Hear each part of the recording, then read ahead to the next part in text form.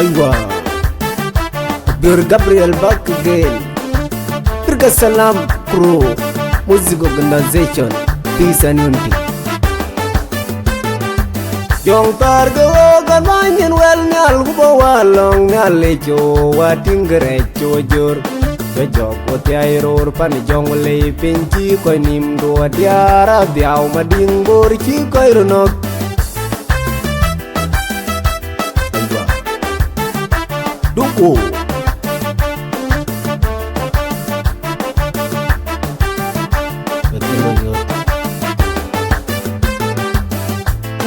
Bati nong aryam dong jayok ke yuwe chul tor na tiang bai jong leida ke ko jay chul kat na tiang bai mading bur ke ko jay chul kat au tui we grot pantok ke bai don wen nga junub be pian don kan cheng aber jong tar go kan manyen wel nyal go walong nyal le cho wating gre cho jor Jok oti airor pan jong le pinchi ko nim do diara diaw mading bor chi ko ronok. Diaw na le dang chi jong le diaw le yo baba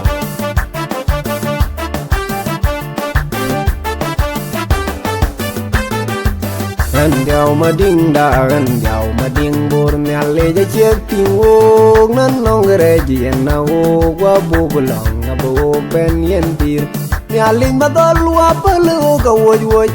ni jeng dang ni ja chiek tweng ni ale jo wa no maran na chiek tung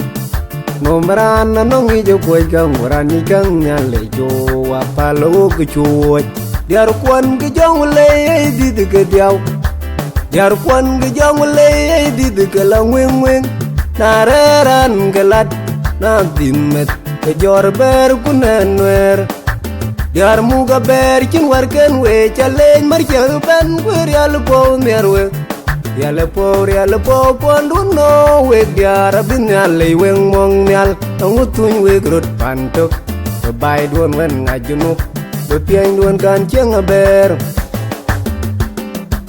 Jong tar go gan manyen wel nyal gubo walong nyal le cho wating gre cho jor Jok oti airor pan jong le pinchi ko nim do diara diaw mading bor chi ko ronok.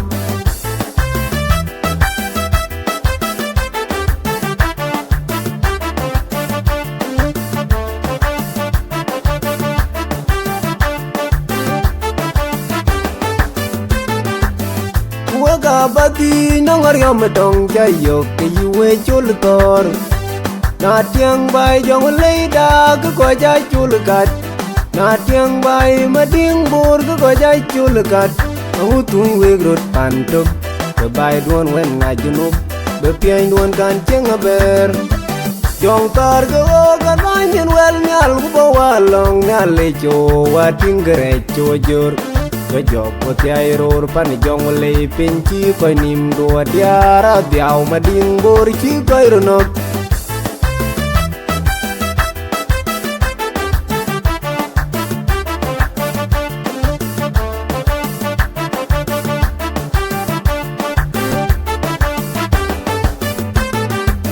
Ran diaw mading da ran diaw mading bor nyal le ja chiek ting o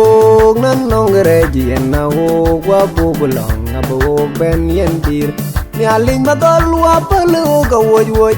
ni jeng dang ni ja chiek tweng ni ale jo wa no maran na chiek tung no maran na no ngi jo koi kang ran ni kang ni ale jo wa pelu ka chuoj diar kwan ke jong le di de ke diaw Diar kwan ke jong le di de ke la weng weng na reran ke lat na dimet ke jor ber kunen wer Diar muga ber kin war ken we chalen mar chel ben kwer yal po merwe yal po pondu no we diar bin yal weng mong nyal ngutun we grot pantok ke bai don wen ngajunub be pian don kan cheng aber Jong tar go gan manyen wel nyal gubo walong nyal le cho wating gre cho jor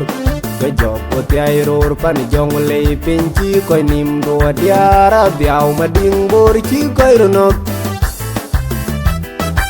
Aywa Duku DJ Bior Gabriel Terkesalah with the best Freedom Record Bisa Bilbam